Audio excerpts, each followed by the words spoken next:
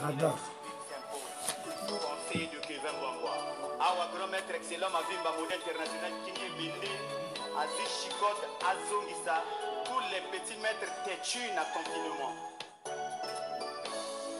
L'alphabet français oh et ça n'a pas si lettres sebeti sauté oh et comme Lukaliwa ya bateau.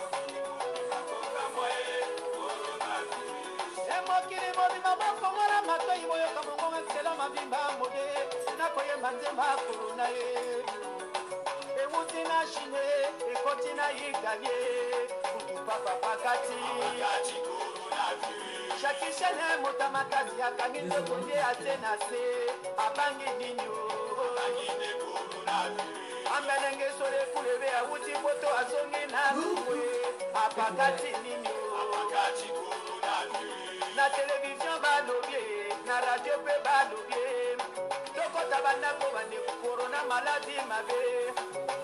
Ça va bien Mounir Cassius, comment vas-tu?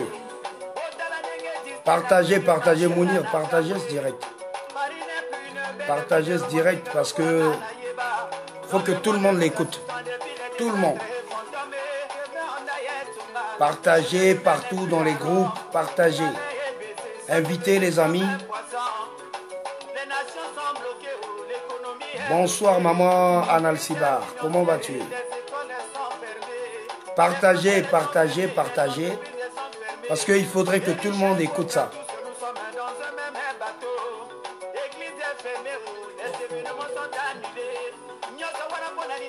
Partagez, juste le temps que la chanson finisse.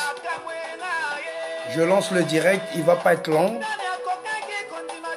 Donc, je voudrais vraiment que le maximum de personnes qui est là, même si on n'est que 10. Bonsoir Mireille Lafine, taille 36. Partagez. Le peu de personnes qui est là doit partager. Parce que ce direct, j'espère que tout le monde sera d'accord avec. Tout le monde.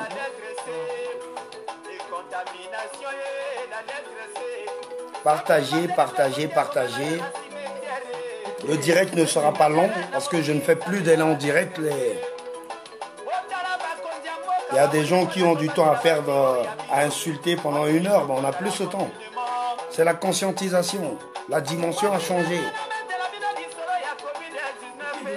Donc, partagez, partagez, partagez. Invitez les amis, invitez des personnes.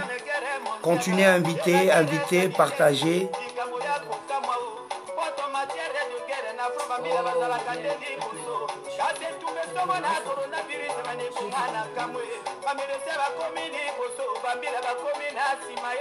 Partagez, invitez, partagez. À la fin de cette chanson, on lance. Il reste quoi? 2 minutes. Dans 2 minutes, le direct est parti. Donc, partagez, invitez des personnes. Ce direct...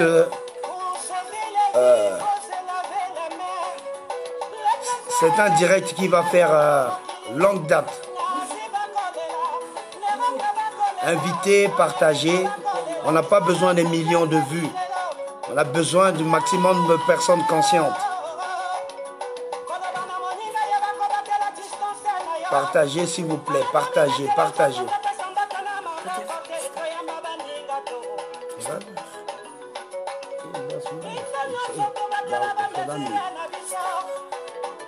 Regarde que ça nu. 1 minute. 1 minute. 1 minute.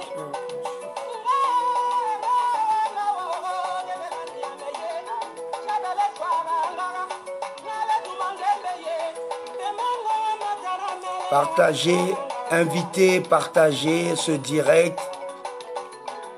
C'est pour l'Afrique, pour nous, pour notre communauté, pour les Africains, pour les Afro-descendants, pour les Noirs.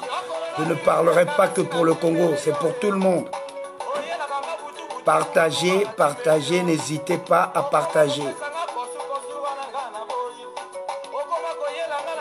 La chanson finit maintenant, donc partagez, s'il vous plaît. On ne fait pas le commerce des vues, ne vous inquiétez pas. C'est juste pour qu'il y ait le maximum de personnes qui prennent conscience.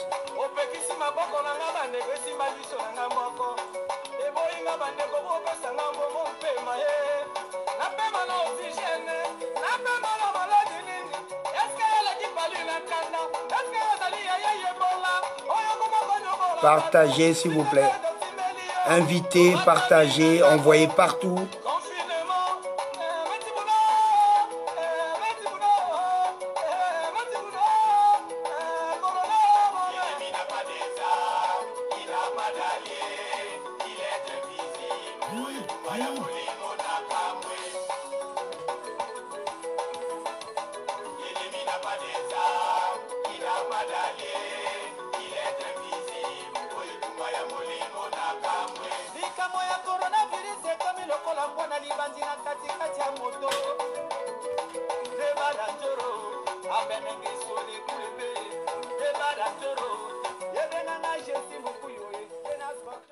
Voilà, c'est bon.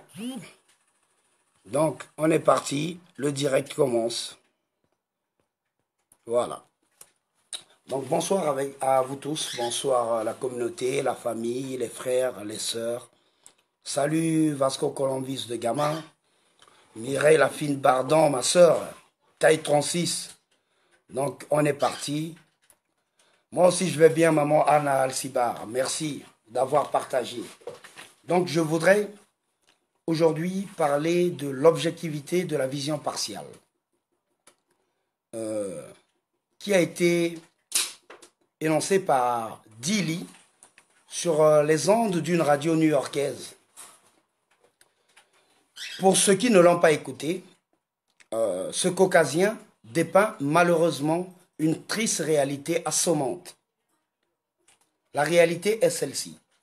Les Noirs ne lisent pas et resteront toujours nos esclaves. C'est ce qu'il dit. Nous pouvons encore continuer à récolter des profits des Noirs sans aucun effort physique. De nos jours, les méthodes de maintien dans l'esclavage sont imposées aux Noirs par les Noirs eux-mêmes, à savoir l'ignorance, l'avidité et enfin l'égoïsme. Donc, l'introduction de Dilly dit tout. Nous allons partir directement dans le premier thème, ce qui est l'ignorance. Notre ignorance de la réalité constitue la première arme de notre maintien en esclavage. Un grand homme a déclaré une fois, la meilleure façon de cacher quelque chose à un noir est de le mettre dans un livre. Nous vivons actuellement à l'âge de l'information. Nous avons toutes les opportunités de lire n'importe quel livre sur n'importe quel sujet en rapport avec nos efforts de lutte pour la liberté. Mais nous refusons assidûment de lire. Il y a d'innombrables livres facilement disponibles un peu partout, sans mentionner les librairies spécialisées pour Noirs et Afro qui fournissent des œuvres de grande valeur, susceptibles de nous permettre d'atteindre une certaine équité économique. Des ouvrages qui devraient être en réalité intégrés à notre lutte. Malheureusement, peu d'entre nous lisent de façon soutenue. Si jamais nous lisons, nous gardons les informations apprises pour nous-mêmes. Et ces connaissances pour nous-mêmes. Et ensuite, nous n'écrivons ni ne laissons de traces de nos connaissances pour notre progéniture. Nous cachons même les recettes de nos ancêtres à notre propre descendance, préférant mourir avec. Ça, c'est le cadre de l'ignorance. 2. L'avidité.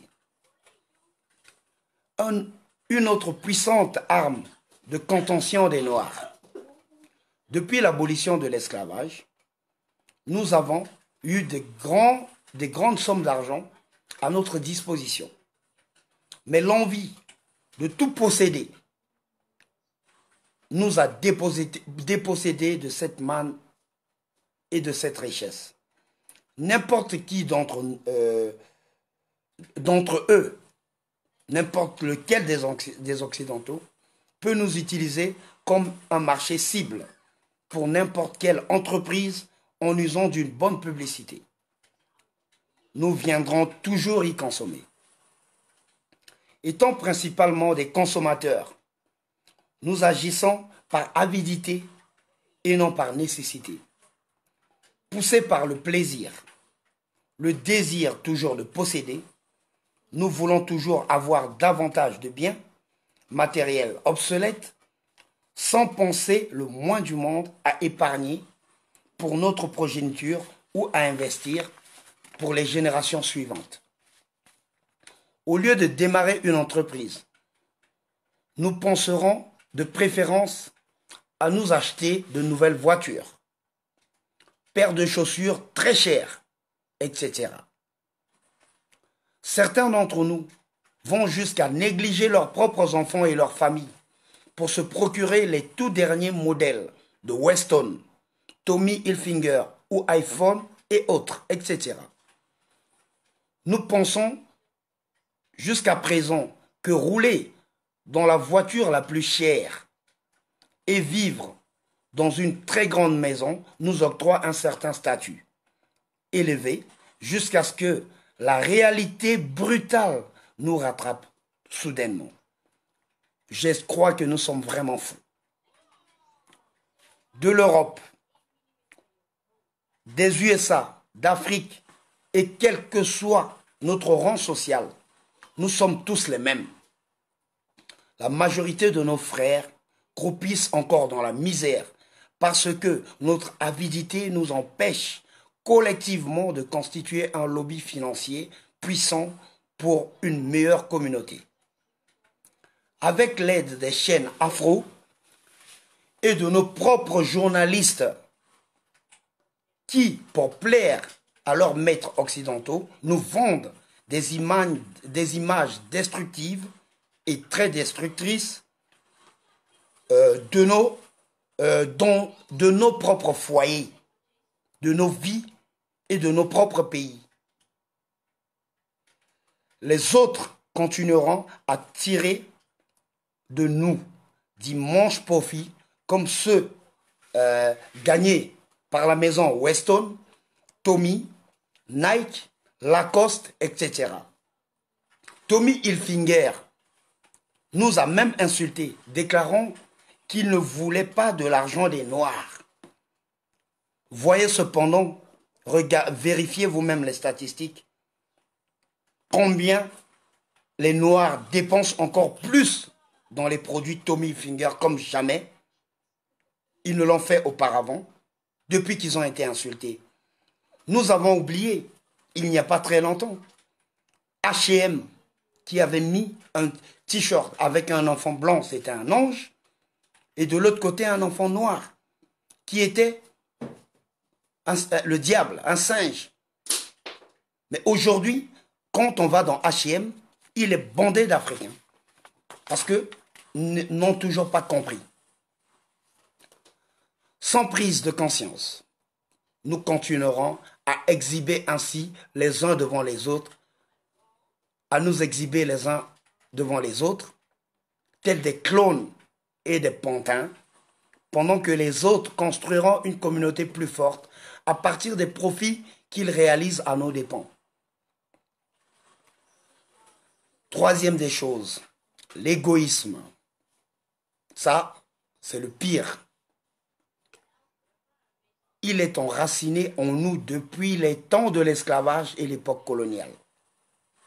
Et c'est l'une des principales manières à travers lesquelles le monde occidental continue à nous y maintenir.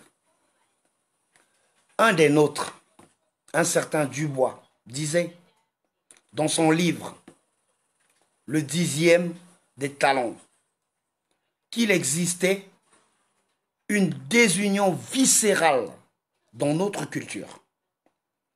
Il était précis dans ses déductions, qui stipulaient qu'il n'y avait que quelques éparses éléments de notre culture qui avaient atteint une certaine forme de succès. Cependant, ces éléments éparses ont créé une catégorie à part entière de classe. La classe des BUPI. BUPI, B-U-2-P-I-Y, que l'on pourrait traduire par des parvenus. Et ils regardent leurs semblables de haut. Ils nous regardent de haut.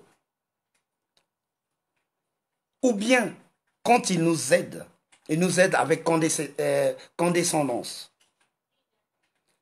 La seule culture qui prend l'ascension chez nous, c'est la culture du ramassage et de la cueillette. La culture du perdant, qui est nourrie par la semence de Caïn dans la Bible, frère d'Abel, qui tua son frère par jalousie. C'est ce qu'on appelle le nivellement vers le bas. Et l'Africain y est plongé. Toutes mes excuses, j'ai eu un appel qui est venu un peu perturber. Oh purée, il faut que je commence à mettre silencieux parce que là... Donc, je disais bien, la seule culture qui prend l'ascension chez nous, les Africains, est la culture de la cueillette et du ramassage. Comprenez par là, pas la cueillette des fruits, ni le ramassage des fruits, non. Qui est nourri par la semence de Caïn. C'est ce qu'on appelle la jalousie et la facilité. L'envie, le nivellement vers le bas. Notre égoïsme ne nous permet pas de travailler ensemble sur des projets pour atteindre des réalisations communes. Si nous restons amorphes, nous ne réaliserons jamais ce que l'impérialisme a déjà accompli à nos dépens. Quand nous nous mettons ensemble, nous laissons nos égos dominer notre objectif commun. C'est ce qui se passe dans le combat congolais et dans plein d'autres pays d'Afrique. Donc, nos prétendues organisations politiques, sociales, d'aide et de charité semblent seulement promouvoir nos noms personnels sans apporter de réels changements au sein de la communauté. Nous sommes heureux de siéger dans des conférences, comme on a vu tout le temps à Paris, les assises de ci, les conférences de ça, ou des conventions dans leurs hôtels de luxe, comme le Sheraton, Intercontinental, le Ton Hotel, le Blue je ne sais pas quoi. Nous sommes très heureux d'être dans ces hôtels-là. Oublions que ce ne sont pas à nous et que nous rentrons l'argent de... Discutons au sujet de ce que nous projetons de faire, tout en récompensant par des plaques d'honneur et des titres, les titres du meilleur orateur, les titres de meilleur jeune de la diaspora. Mais jamais nous n'avons décerné le titre du meilleur réalisateur ou de la meilleure réalisation. Alors que ceux qui agissent, c'est ceux-là qu'on devait récompenser, ceux qui réalisent. Nous les jalousons même. L'égoïsme, l'avidité. Nous les envions parce qu'ils ont réussi. Y aura-t-il une fin à notre égoïsme? Un jour, nous refusons obstinément de nous rendre compte que, unis, nous pouvons accomplir beaucoup plus que la simple dénonciation et les discours interminables que nous menons à longueur de journée pour distraire la galerie et amener notre population et la diaspora à l'assentiment plutôt qu'à l'éveil consensuel réel.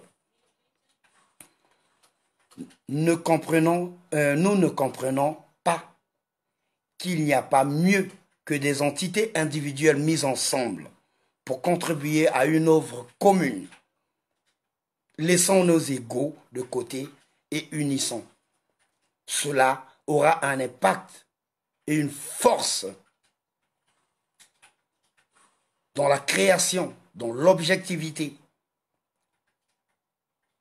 En réalité, beaucoup de ces bupis, les bupis c'est des parvenus, donc c'est tous ceux qui sont au pouvoir, qui nous dirigent là, ne se rendent pas compte qu'une seule, et une seule seulement, signature suffit pour qu'ils redeviennent pauvres. Une seule. Et que 2 chèques de paix les séparent de leur pauvreté. Ce qui veut dire qu'ils sont à 2 mois de leur salaire de la pauvreté. En gros, ils oublient toujours que le maître qui les a installés n'a besoin que d'un bic pour que tout leur destin bascule. Malheureusement, quand cela arrive, c'est le destin de tout un pays qui bascule et c'est les pauvres qui en pâtissent. Et que toute leur vie est contrôlée par le stylo des Blancs et de leurs bureaux.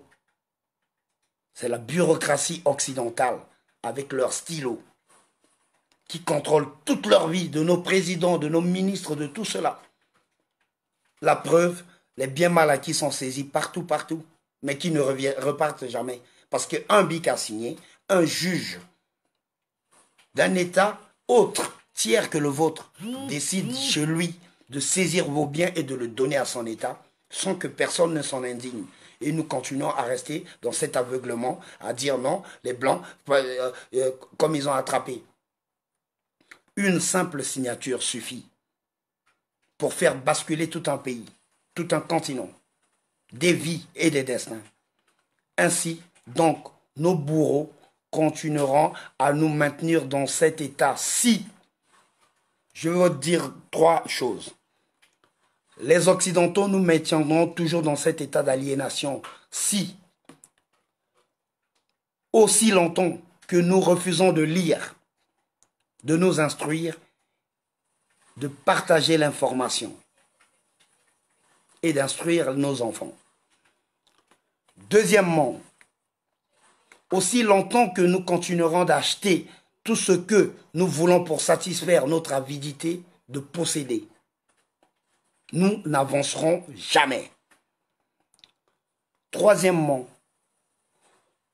aussi longtemps que nous continuerons de penser que nous aidons nos communautés en payant des cotisations à des organisations ou des organismes tels que l'ONU, les HCR, Médecins sans frontières, Médecins sans vacances, même les nôtres, les propres, qui ne font pas rien de plus que tenir d'extravagantes conventions dans leurs grands hôtels sans jamais réelle décision ni réelle aide concrète. En passant, les Occidentaux se disent ceci. Ne vous inquiétez pas, puisqu'ils ne lisent jamais. Non, ne vous inquiétez pas qu'ils puissent lire la réalité. Rappelez-vous, ils ne lisent pas. Et encore, s'ils lisaient, ça ne ferait rien. Ils sont amnésiques. Le noir oublie trop vite. Et trop occupés à se diviser eux-mêmes, les uns les autres, dont des guéguerres ethnocentristes que nous avons maintenus dans leur pays et dans l'aliénation que nous leur avons mis dans la tête pour diviser leur culture, pour s'en rendre compte. Pour eux, le bourreau et la victime ont la même fosse. D'autre part, je parie que beaucoup qui ont écouté cette vidéo aujourd'hui préféreront la garder pour eux sans la partager. Je voudrais pu écrire, mais j'ai dit beaucoup ne liront pas. J'ai préféré faire une vidéo. Mais partager, c'est juste un clic. et ça permettra à quelqu'un d'autre d'écouter. Donc, je parie que beaucoup préféreront garder cette vidéo pour eux-mêmes après l'avoir suivie, plutôt que de le partager avec les autres. Sauf, bien sûr, pour ceux d'entre nous qui ont compris l'enjeu de ce direct et l'enjeu de notre combat pour la liberté. La meilleure, je répète ce que Dili a dit, la meilleure façon de cacher quelque chose à un noir est de le mettre dans un livre. Mais moi je dis, Jack Sokuy a dit, mais heureusement pour nous et malheureusement pour ceux qui cachaient tout dans les livres, Internet est né. Et nous aussi. Heureusement pour. Je terminerai par un célèbre mot d'un esclavagiste anglais, le nommé William Lynch, qui a dit ceci. L'esclave noir, après avoir reçu notre lavage de cerveau, perpétuera de lui-même et développera les sentiments qui influenceront son comportement. Pendant des centaines, voire des milliers d'années, sans que nous n'ayons plus besoin d'intervenir. Leur soumission à nous et à notre civilisation sera non seulement totale, mais également aveugle, profonde et durable. Il est temps de nous éveiller. Les Sassou dégagent, les tuons ceci, les je suis Congo, je suis Moshi, tout ça est conditionné depuis des centaines de milliers d'années. Mais peu d'entre nous ont pris conscience. Peu d'entre nous veulent prendre conscience, croyant que c'est ce même occidental qui viendra nous aider et régler notre pays. Non. Pour changer l'Afrique, enlevant de nos têtes ces trois choses. L'ignorance, commençons à lire, à étudier, à nous instruire. Internet existe aujourd'hui, Wikipédia, Wikimedia, il y a des bibliothèques en ligne, des encyclopédies en ligne. Lisons notre histoire. Lisons les batailles que nos parents ont fait autrefois. Pour nous détacher de notre ignorance. Enlevant de nous l'avidité, l'envie de tout posséder. Le Congolais, vu que je suis Congolais, est passé maître dans l'art d'acheter le Weston, le Croco. Mais nous avons un frère qui a une marque, Joe Ballard. Personne ne veut en acheter parce que c'est Joe Ballard, c'est un noir. On préfère aller chez Weston. Il suffira qu'une sœur sorte une marque, on refusera. On préférera aller chez H&M, mais qui nous a traités de macaques. Une sœur va sortir des survêtements, on va refuser, on préfère aller chez Tommy Hilfiger, qui a dit qu'il ne veut pas de l'argent des Noirs. Nous voulons tout posséder. Une fois qu'on a un peu, on veut posséder même la femme de son frère. Même les amis. Et enfin, enlevant de nous l'égoïsme. Soyons africains et afro-descendants. Battons-nous pour l'Afrique. Je suis Congolais, je me bats pour le Congo, mais par-dessus tout, je suis africain. Vive l'Afrique, le panafricanisme, ou le kémite, ou le kamite pour certains, pour que demain, notre Afrique se relève. Il est temps de conscientiser. Je ne me lasserai pas, car la répétition est la mère de science. C'est par la répétition que nous avancerons. Ne gardez pas ce direct pour vous. Partagez, partagez-le, partagez-le. Sur ce, je vous dis, Ochochonga, Acholewa, Mabe Kotakala.